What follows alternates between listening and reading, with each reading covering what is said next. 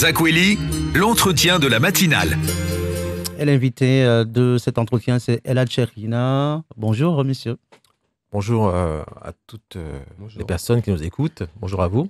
Ella Tcherina, vous êtes notre invité de ce matin. Avec vous, on va revenir sur le choix du comité de la circonscription 1 de Mayotte de choisir l'ancien PS Isséaka Abdillah, l'ancien conseiller départemental général de Banjabois, de faire de lui le candidat donc de votre parti, les LR, pour les élections législatives à venir. Vous contestez ce choix? Écoutez, tout d'abord, je voulais juste, avant de répondre à la question, rendre hommage à la famille de M. Mnemois, qui est décédé, M. Youssouf Mnemois, qui est connu à Mamoudzou, et je voulais justement leur rendre hommage et présenter toutes mes condoléances à la famille. Pour répondre à votre question, il faut tout d'abord comprendre comment fonctionne l'organisation interne des LR. Nous avons ici, je vous ai emmené, le statut de notre parti, qui est très simple. Le statut, il indique quoi? C'est pas moi qui le dis. Vous allez voir ici, à l'article 43, qui dit « Modalité des désignations des candidats aux élections législatives. La Commission nationale d'investiture établit la liste des candidats investis ou soutenus par le mouvement aux élections législatives et la soumet pour approbation au Conseil national. » Ce qui veut dire qu'au niveau local, il s'agit de soutien des uns et des autres. Quand on parle de soutien, ça veut dire que chacun a ses partisans. La fédération soutient une personne. Moi, en l'occurrence, je suis soutenu par une autre personne, puisque vous savez que le président du conseil départemental, il y a eu un communiqué à ce niveau-là, me soutient. Par conséquent, dans ces circonstances, lorsque vous avez une fédération qui se porte sur un candidat en particulier, il faut aller jusqu'au bout du processus. Le processus, il nous dit quoi? Il nous dit tout simplement qu'il faut qu'il puisse y avoir une consultation des adhérents.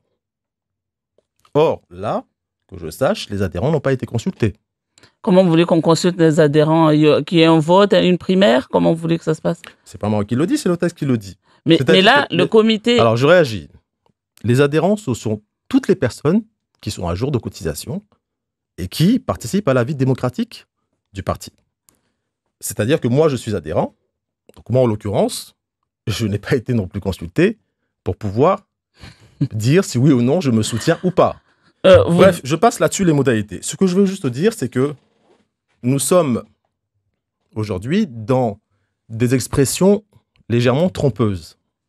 On ne peut pas dire qu'une personne a une investiture, alors que ce n'est pas le cas à l'échelle nationale. Donc vous comptez aller contester cela au niveau national? Ce n'est pas une contestation, madame. Oui, mais... Je vous explique juste comment ça se déroule. C'est-à-dire mais au-delà du statut, etc., est-ce que le fait de partir comme ça à l'encontre du comité de la circonscription 1, est-ce que ce n'est pas se tirer une balle dans les pattes? Je ne vous ai pas dit cela. Je vous ai dit juste que chacun a ses partisans et chacun a ses soutiens.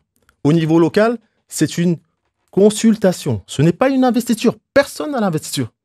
C'est une consultation. Vous savez, en 2017, on avait eu une configuration similaire. La fédération locale soutenait un candidat. Le président du département de l'époque m'avait soutenu en parlant aux personnes, aux membres en tout cas, concernés, qui sont dans la Commission nationale des investitures. Bon.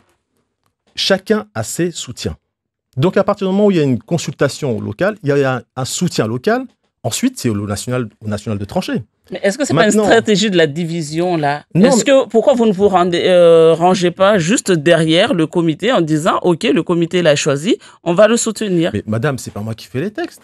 Vous me parlez de division. Je vous ai dit... Et d'ailleurs, ce qui est indiqué dans nos statuts, c'est que justement, il y a des sensibilités dans notre mouvement. C'est ce qui est extraordinaire.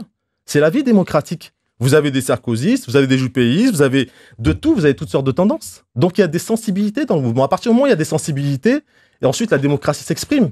Donc à partir du moment où vous avez une commission qui réunit quelques dizaines de personnes, 4 personnes, avec des instructions bien précises, c'est leur choix. Mais tout ce que je dis, c'est que de l'autre côté, vous avez aussi des partisans, des adhérents qui ne se sont pas non plus exprimés. Et à partir de là, chacun a des soutiens. Et quand chacun a des soutiens, ensuite, c'est au niveau national, puisque c'est le national qui a, je rappelle juste, l'article 39, autorité pour trancher. C'est ce qui va se passer, non? Là, c'est une consultation qui a eu. Absolument. Donc, c'est très important de ne pas tromper les gens, de ne pas tromper les électeurs. Ce n'est pas une investiture. Personne n'a l'investiture. C'est une consultation locale. Et la consultation locale, malheureusement, ne s'est pas élargie au niveau des adhérents, de tous les adhérents. Alors que normalement, les textes le disent clairement, même la CNI soumet, puisque je vous ai cité l'article 43 de la CNI, la Commission nationale des investitures, qui, elle, bien sûr, soumet également la liste des candidats aux élections législatives aux adhérents DLR. Alors là, ce n'est pas le cas. Vous parlez du soutien de Benissa Ouseni. On a vu cette lettre de soutien qui date du 3 juillet. Donc il y a eu une anticipation de votre part. Vous l'avez déjà pressenti? Écoutez, si vous voulez, la date d'avant, parce que vous savez que normalement les processus de désignation en interne commencent à partir de août, septembre. En tout cas, il y a déjà des dossiers déposés. Donc, comme naturellement tout candidat dans sa famille politique, chacun dépose ses dossiers. Et quand on dépose des dossiers, bien entendu, on essaye d'anticiper les événements. Puisque quand on anticipe, ça permet bien sûr d'avoir un dossier beaucoup mieux préparé et de pouvoir le transmettre. Enfin, tout ça pour dire que je comprends bien qu'il y ait des tensions des uns et des autres, qu'il y ait des envies d'investiture rapide, mais je dis juste une chose, c'est que ces investitures, le terme investiture, c'est un terme national, c'est pas local. Par contre, au niveau local, l'article 41 qui nous dit clairement ici que le comité départemental est compétent pour attribuer, après consultation, concerner les investitures ou le soutien du mouvement aux élections départementales. Au niveau de la fédération, en effet, la fédération a compétence locale. Au niveau national, pour les élections législatives et sénatoriales, c'est la Commission nationale des investitures. Et par conséquent, ce qui se fait localement, ce sont des consultations. Les personnes consultées, c'est la fédération. Mais le vote va se faire localement. Donc si ces personnes-là qui sont sur le terrain ne vous soutiennent pas aujourd'hui, est-ce que ça vaut le coup de partir quand même? Je vous ai expliqué que quand on parle justement de soutien, chacun a ses soutiens. Est-ce que vous croyez vraiment que le parti LR a seulement 24 adhérents à Mayotte? Qui sont vos soutiens alors aujourd'hui? Écoutez, chacun a ses soutiens. Maintenant, je n'ai pas besoin d'étaler une liste là-dessus, mais je vous ai juste expliqué. Est-ce que vous croyez vraiment que le parti a 24 adhérents à Mayotte? Non, je ne pense pas. Et quelles sont vos discussions du coup avec Mohamed Bakar aujourd'hui? Écoutez, allez lui poser la question, puisque je crois qu'il ne s'est pas prononcé à ce niveau-là.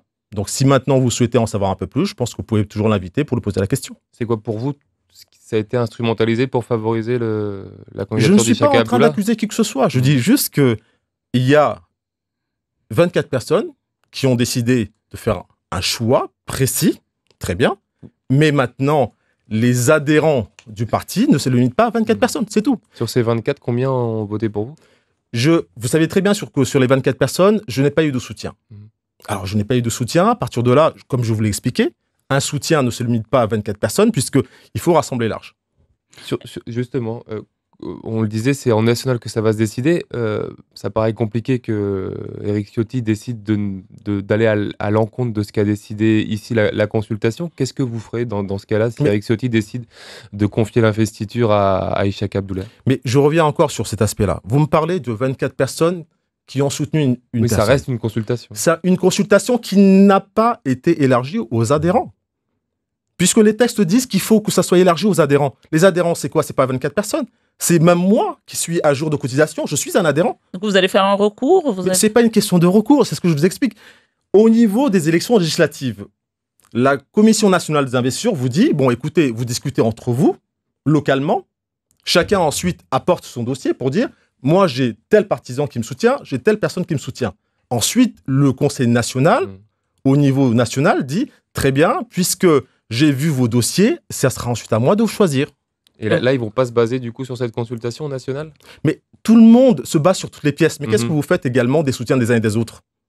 Si par exemple vous êtes soutenu par un président du département, ce n'est pas n'importe qui, non.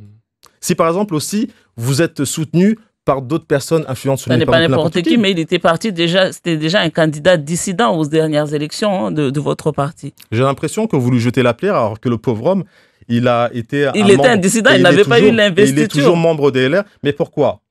Il faut poser la question. Monsieur Benissa était 7e vice-président du département lorsqu'il a demandé l'investiture. Il se trouve que l'investiture ne lui avait pas été accordée.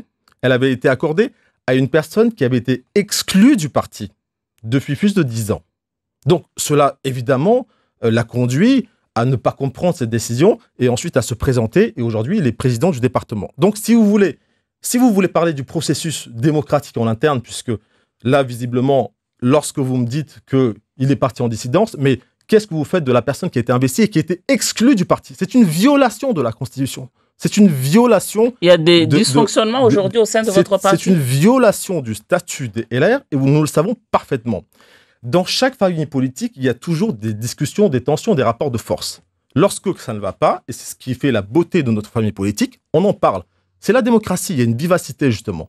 Mais au-delà de cela, je crois que c'est surtout très important de clarifier les choses, de dire que, écoutez, n'allons pas dans des publicités mensongères, personne n'a l'investiture. À partir du moment où personne n'a l'investiture et que chacun cherche un soutien local comme il peut, à partir de là, ensuite, les résultats seront transmis, je pense, au moment venu par les instances compétentes. Quand est-ce qu'on aura les résultats du Conseil national? Je ne peux pas parler à la place de la Commission nationale des investitures, puisque vous savez qu'il y a déjà une organisation interne pour les élections présidentielles, puisque le 4 décembre, il y aura un congrès où les adhérents vont se prononcer pour choisir le candidat qui sera celui qui portera notre étiquette aux élections présidentielles.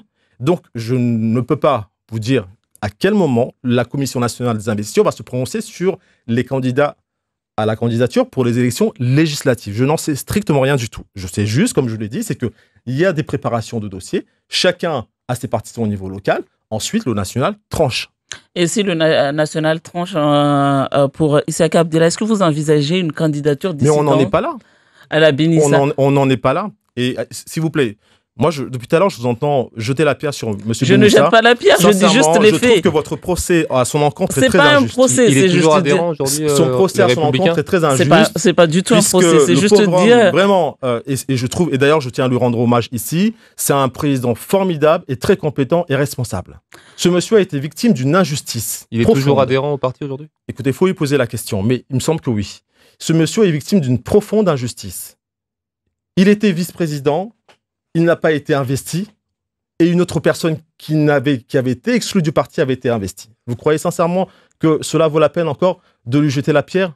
Il n'est pas fautif dans l'histoire. Et je rappelle juste aussi qu'il avait des soutiens, et ces soutiens au niveau local lui ont permis aussi aujourd'hui de pouvoir être là où il est. Et ce n'est pas une personne non plus qui cherche des querelles, c'est quelqu'un qui est dans le rassemblement.